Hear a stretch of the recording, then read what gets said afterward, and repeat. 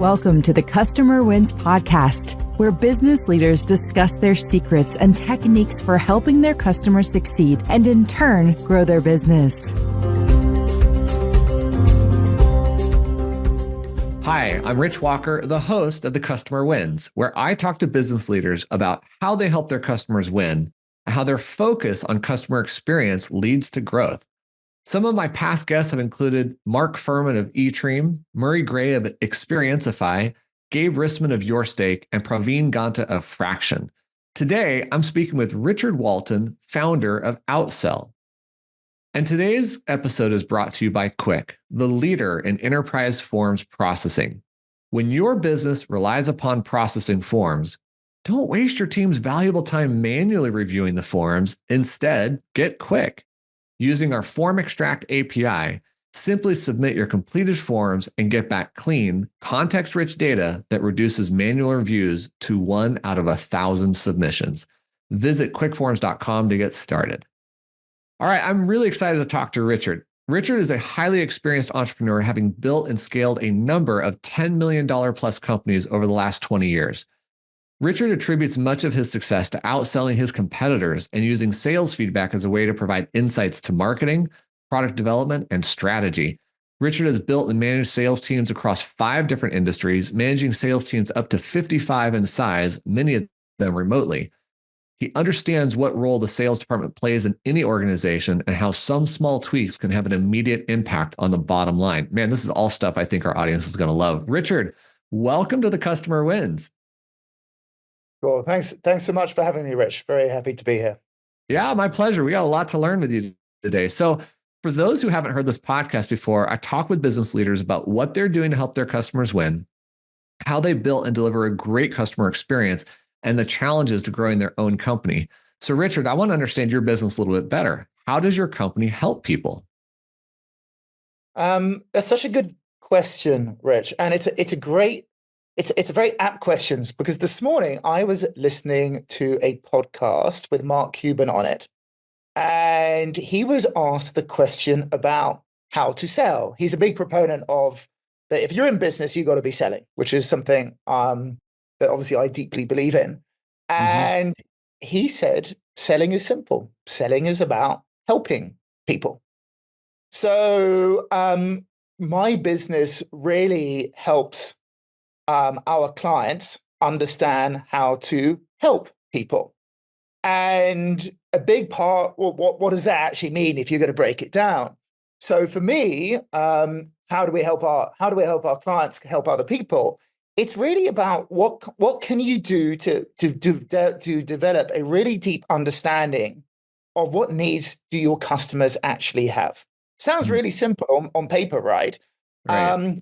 But in practice, it can be quite difficult, particularly for the types of companies that we help.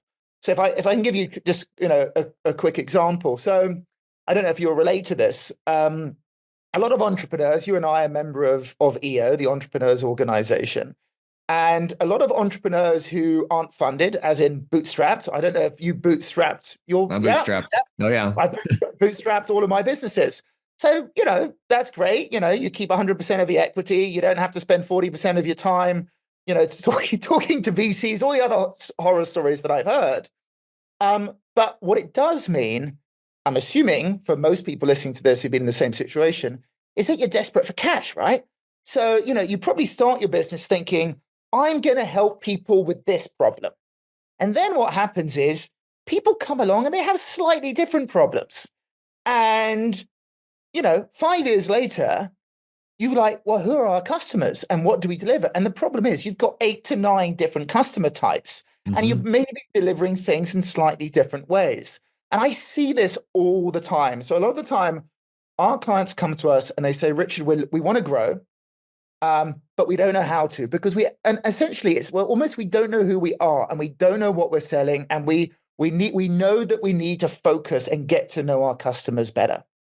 And so we spend a lot of time helping them break everything down that they're doing.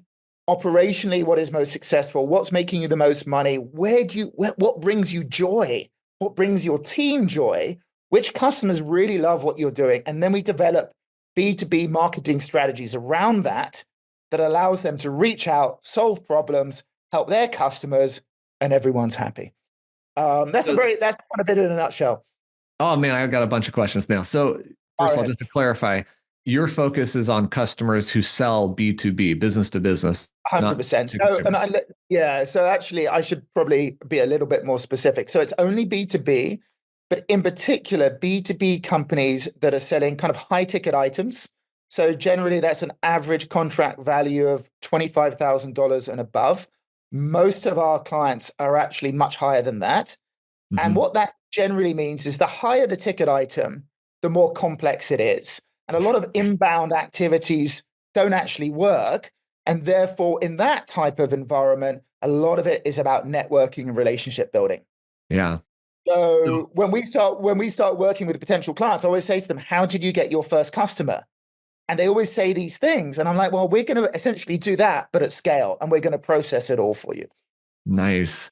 All right. So when you started talking about this, you said something that really resonated with me and how I started my company. I am a product focused person. I'm very good at coming up with product ideas. Sales was always secondary, tertiary, or not at all. And in fact, when I started the company, I was actually anti-sales because I had this mindset that it meant the used car salesperson, the snake oil salesperson, right? And really that came back to being manipulative and cunning and things that were negative to me. What I've learned over my career is when you help people, you give them the solution they want. If your solution is the right fit, they'll buy from you. I mean, it's just a no-brainer at that point if you're solving their problem. But I did exactly what you did. You said we created 7 or 8 or 9 products, and we delivered them in so many different ways. It wasn't until we started saying no that we really started growing our company.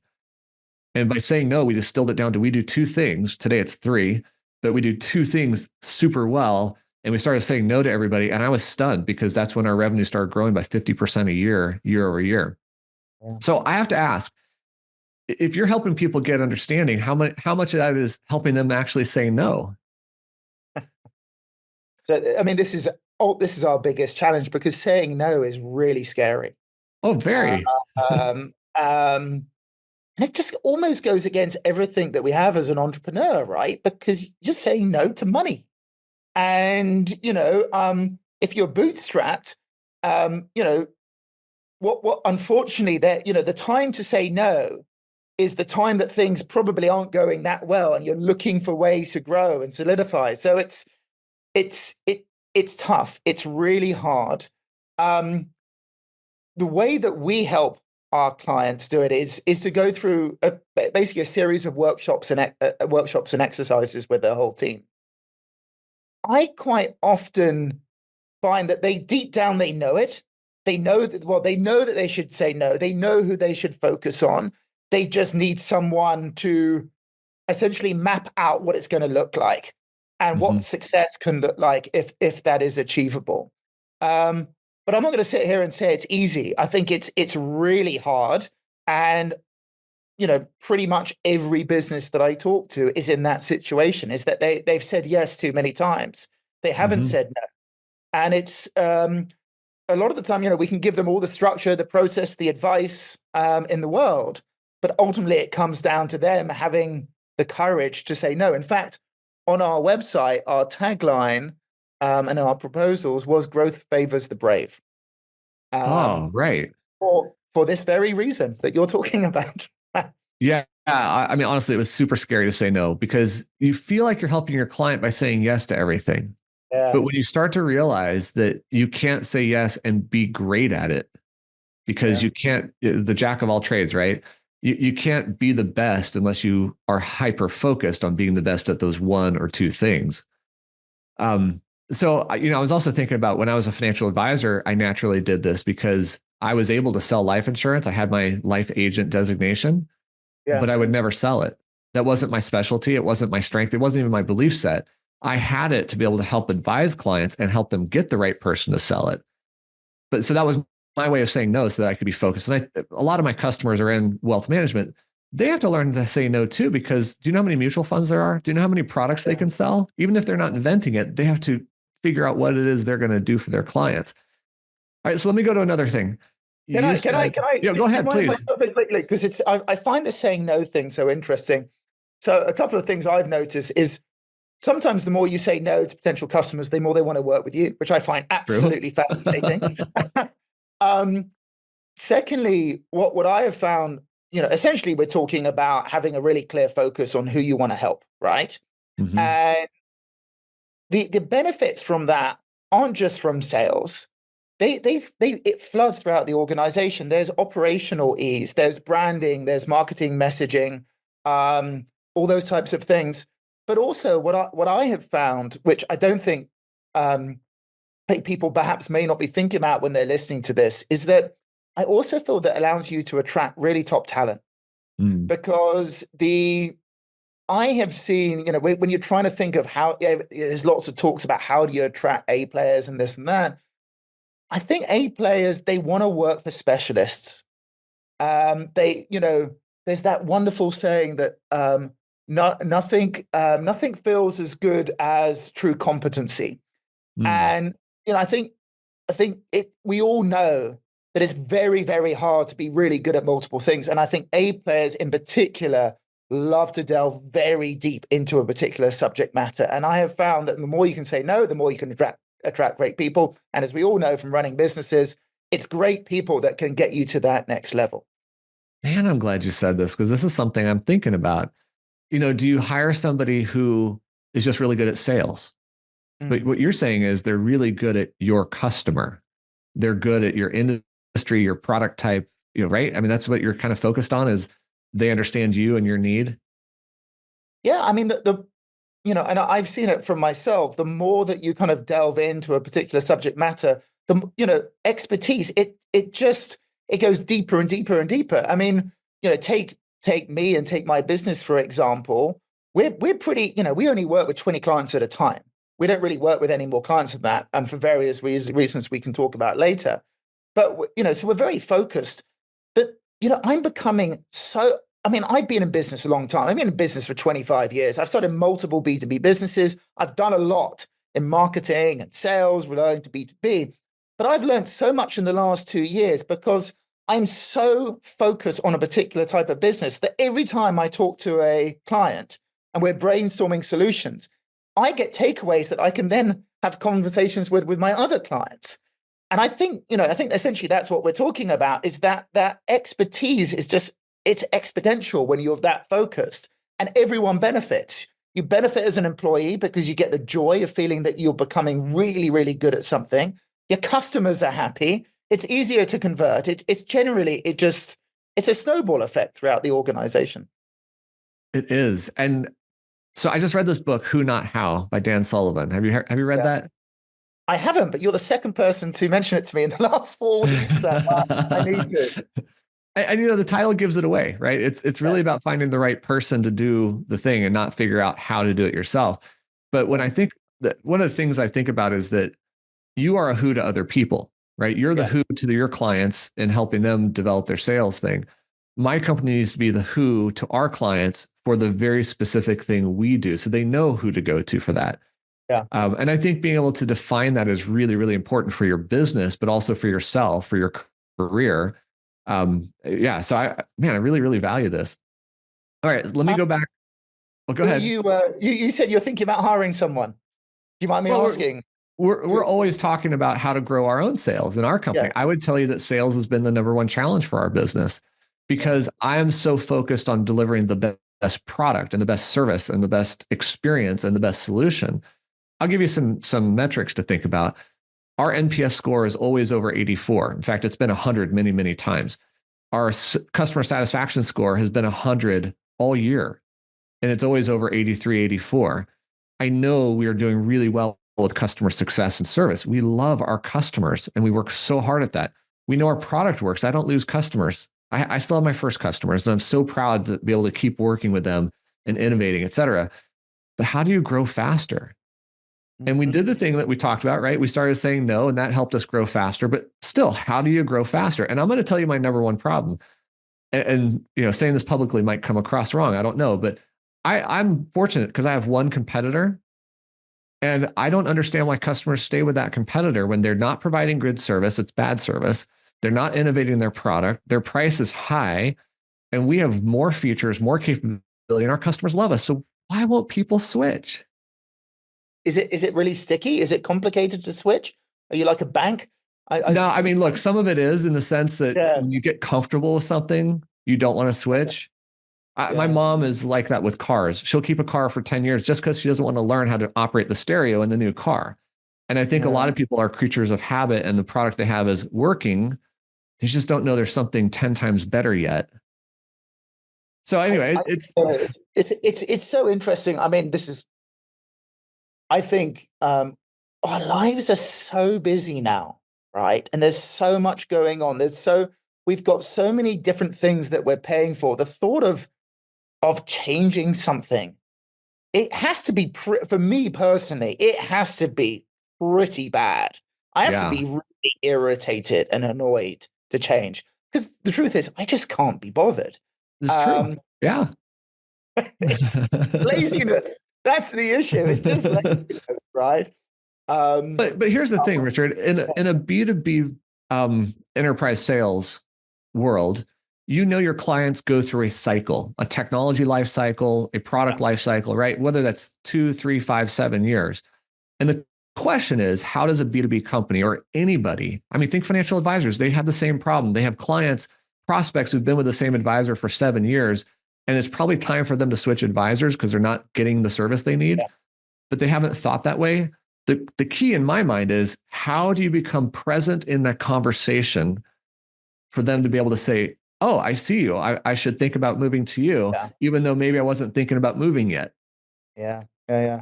I mean, this is what we work on with our clients. I think the first thing um, to accept, which is the elephant in the room when it comes to B2B sales, particularly for high ticket items or enterprise, is it takes time. Yeah. And I get slightly frustrated, when I see online, and the internet is awash with AI tools and sales tools that promise to shorten the life cycle, and actually I just think is absolute rubbish, because we're dealing with human beings and how they feel about something. Oh, yeah. Uh, and I don't, I always say to clients, I think the only way that you can shorten your sales cycle is if you go and hire someone who's already got the network with people that trust and respect that person. And that's the only way you can shorten it. Now, of course, we know that's very common in management consulting and other industries like that, and law firms. They're constantly poaching each other because they have the relationships. If you're not prepared to do that, and that obviously carries some risk because you've got to do your due diligence so they actually have the network that they're saying they're doing, then you just have to have the patience when you have to have the patience. And the reason I'm going on about patience is, if you try to rush it, I think this is where it goes wrong. So, I think everyone starts with good intentions, right? Okay, we're going to start building our brand. We're going to start building trust and credibility across multiple channels. Maybe it's LinkedIn, content, podcasts, whatever, public speaking, whatever it may be. You're doing all these things and it's great. But guess what happens after 2 to 3 months? Nothing. Zip. Nothing. Zip. Because people are getting to know you. They're building your trust. And then what happens is the CEO or the founder comes into the sales room and says to all the business development managers, come on, man, you got to chop. I need to see results next week. And then what happens? They start pushing these accounts and prospects too hard, and they burn them. Right. And this is the biggest mistake that I see. And you've got to trust the process. I'm a very big fan of what we call kind of prospect scoring or account intelligence dossiers, where you are able to monitor the progress of the funnel before they show buying intent. So most CRMs are obviously kind of after that,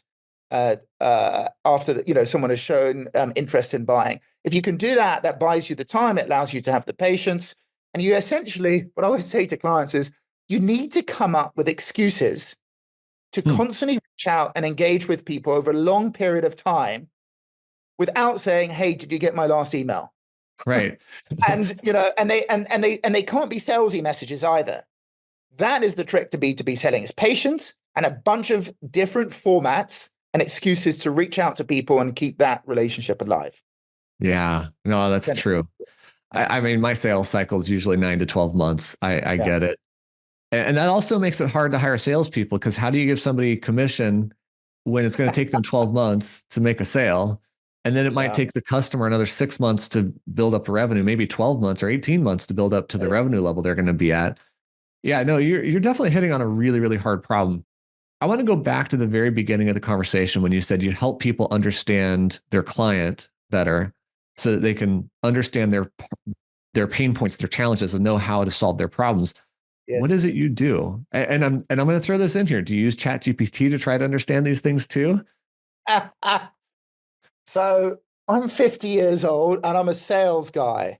So most people of my age who are in sales are slightly allergic to tech.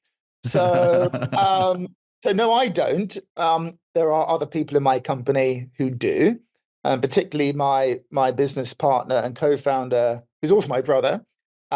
So he's also 10 years younger than me. So he absolutely, he does use that type of thing. So yes, tech definitely has a part to play. But actually, I think the best way to do it is to talk to your existing customers, which I think is very topical for this podcast, because generally your customers will tell you everything that you need to know. The trick is obviously talking, as we said at the beginning, if you've got 8 different customer types, you need to decide on the one that you think is going to be best suited for growth. And as we talked about, that could be things like operational ease, market size, the number of competitors, how much they love your product and service, kind of revenue, stickiness, all those types of things. But let's say you've nailed that. Talk to them. Go and have conversations with your customers. Ask them what they're. They will tell you everything that they need to know. I mean, I don't know if I've read a really interesting article about a year ago that a lot of big companies now have customer advocacy boards. Have you heard of these? I haven't heard of that. Yeah, so it's where I think it's really only suitable for bigger companies, where you take a good selection of your core customers and you remunerate them in some way. I'm not quite sure how. I'm assuming it's through discounts or I don't know, trips to Vegas, whatever floats their boat. And once it's essentially a board, and once a quarter you meet with them, ideally in person, and you talk them through what you're doing, what's working, what isn't, your plans for the future, and you get their advice on what you're doing. You think about it, it's obvious, because a lot of the time it's the opposite. You've got people normally far removed from their customers, top execs who probably haven't spoken to a customer in 5 years, sitting in a boardroom talking about new features and products and services for their customers. So yeah, I mean, for me, that's always the starting point. What is everyone talking about? What are the problems that they're facing? And to be honest, this should be happening on a regular basis anyway, because we all know business changes so fast and their problems and needs are also changing. All right. So I have heard of that because we had something called the Tech Advisory Council, where we enlisted our customers to sit down with our product manager and our VP of customer success and listen to what the challenges are with product or the problems they're trying to solve. And it has informed our product roadmap. It has driven our product roadmap. We do it informally as well. But let me ask, I'm going to present something, but also ask a question in the same time. Okay. All right. What should the salesperson be doing in the beginning of a relationship and conversation to do exactly that? So are you talking about with a potential customer? What should a salesperson be doing? I'll give you my own example. Okay. When a prospect comes through and they book a meeting with us, the meeting is called the idea meeting. Yep. And if it's a 30-minute meeting, I will still spend the first 20 minutes understanding them. I'll ask them everything I can about their business, about what their problem is, what drove them to us, what their technology stack is, who the players are in terms of who's impacted by this, who are they trying to serve, anything I can get to understand their problem, because I want to help them make a high quality decision. I don't want to push a product on them. I want to give them a solution and give them information to make good decisions about what is the right solution for them. That's my own approach, but I'm not a classically trained salesperson. I'm an entrepreneur who's just figuring stuff out as I go. We talked at the beginning about how a lot of entrepreneurs are slightly allergic to the word sales because it carries connotations of, secondhand car salesman and double glazing, which we have in England. I don't know if you have double glazing where you are, but it has a very bad reputation in the UK. But as I said at the beginning, for me, sales is about helping people, and the best way to help people is to ask great questions and then listen. Mhm. So I think you're doing everything right. The only thing that I would probably add to that is sometimes people won't tell you what their real problems are, either, through embarrassment, which can be a real factor, as in, Mhm. we don't know, we're struggling, it was a disaster. There's things that people may be hesitant to bring up. So I think a great salesperson can also make someone feel at ease quite quickly, so they're more ready to share what is really bothering them. And that's Yeah. that kind of relationship building thing. So I'm similar to you. I'm a very big fan of kind of finding some kind of common thread at the beginning of a conversation, whatever it may be. It doesn't have to be related to the product or service. It is, how can we start creating a connection as human beings? So we're more likely to have a very authentic, honest, open conversation, and then we can build upon that.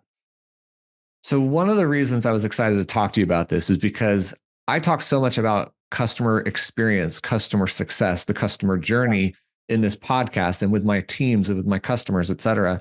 But it's easy to overlook how much the role of sales plays in setting it up for the customer to have a great experience, even once they get to the product or the service.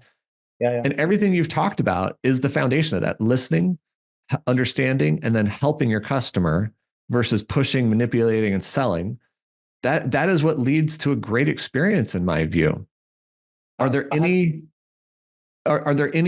specific tactics or things that we haven't talked about that you would love to bring up to help people with a better customer experience in the sales process?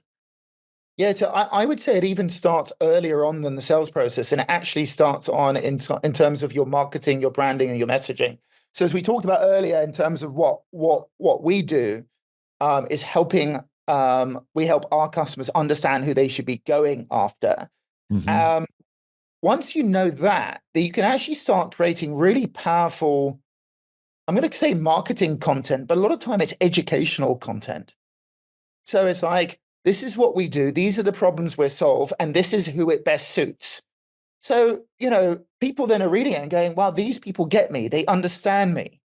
This is Mm-hmm. going to be good for me. So that's it's kind of marketing with a kind of a twist. That's kind of maybe the way I look at it. It's educational marketing. But you Yeah. can only do it if you deeply understand who your customer is and what their pain points are. Then when they come to you, a lot of the time they've already decided they want to work with you, because like, these people really get me. They know me. And as long as you're being truthful throughout the whole process, then I think that's obviously going to have a really big impact on the customer's delight, because they're getting what they think they're getting. And quite Yeah. often we know when it all goes wrong is they're marketing something that's not quite right. They're sold something that's not quite right. And then the poor customer success team have an absolute nightmare trying to make people happy, right? Oh, I I mean, know. I know.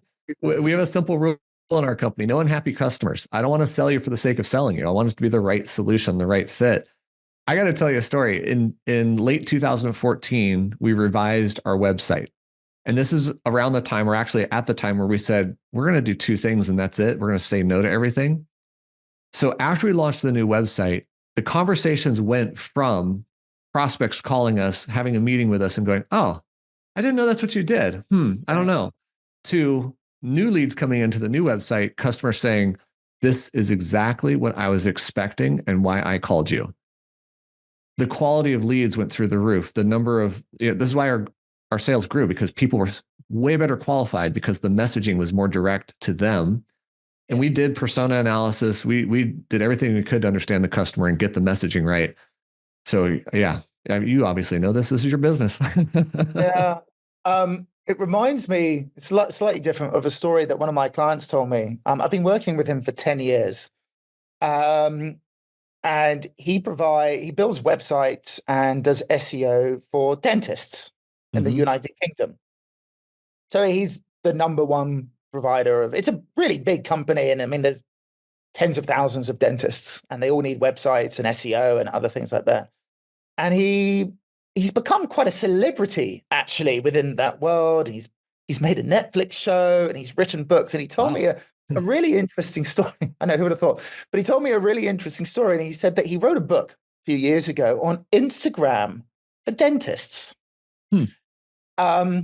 it sold 45,000 copies, of which he worked out that only 5,000 was to dentists. So then he thought, oh, interesting. There's obviously a huge market out there. So then he basically took the same book, tweaked it, and just put up their Instagram for entrepreneurs. He sold 2,500 copies. Wow. And I think, I guess what I like about that story is people always gravitate towards expertise.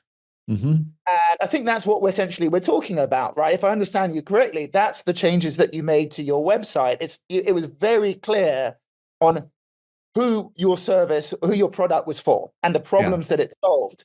And I have found sometimes, as I said earlier, sometimes I say no to clients who aren't the right fit for us, and they almost demand to work with us just because they've been said no to.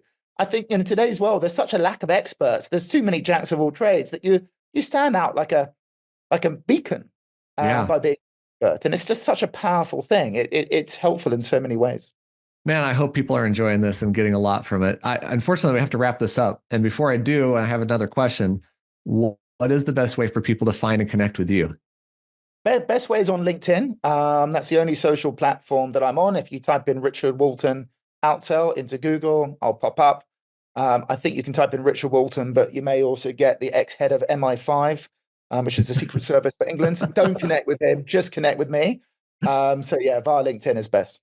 So MI5 is not going to help your sales strategy? No, probably not. And by the way, I do publish. I'm actually I do a lot of public speaking around the world on sales, on B2B sales, and I produce quite a lot of content, which I think people will find quite helpful via LinkedIn. So if anyone's interested, they can have a look at that. That's awesome. And what's your URL to your website? It's outsellsales.com. Perfect. All right, here's my last question. Who has had the biggest impact on your leadership style and how you approach your role today? Well, so this is such a great question, and it comes at a really good time because I had a conversation with a potential client yesterday. I hope he'll sign up because he's a wonderful entrepreneur and it's a great business, and I think we could do really good things for him. And we had a really good conversation, quite a deep one actually for kind of a sales call. But he was telling me how he worked with his father, and I said I work with my brother, and we both talked about how we never tell the other what we think of them and how grateful we are and what impact they've had because they're family. Yeah. And we were saying how ridiculous that is. So it is 100% being my brother, Henry, the co-founder of this business. He has a very different style to me. I have learned so much from him and continue to do so on a daily basis. And I'm just really, really grateful to have him as my co-founder, and just to continue to learn from him in all aspects of business on a daily basis. Oh, I love hearing this because I started my business with my mom. Who would have thought? Her two family businesses. Yeah, she's had a huge impact on our success and my personal success. Her support's just unwavering, and it's amazing. So I'm so happy to hear that your love for your brother and the appreciation you have for you guys as business owners and partners. Because it's hard to be with family in a business, and you're doing it well. Good job. It's hard, but it's worth it. When the times are tough, it's worth it because you've got someone you 100% trust on your side. 100%. Yeah. Oh, this is great. All right. I want to give a huge thank you to Richard Walton, founder of Outsell, for being on this episode of The Customer Wins. Go check out Richard's website at outsellsales.com. And don't forget to check out Quick at quickforms.com, where we make processing forms easy. I hope you enjoyed this discussion. We'll click the like button, share this with someone, and subscribe to our channels for future episodes of The Customer Wins. Richard, thank you so much for joining me today. Thanks, Rich. I really enjoyed it. Thank you so much. Thanks for listening to the Customer Wins podcast. We'll see you again next time, and be sure to click subscribe to get future episodes.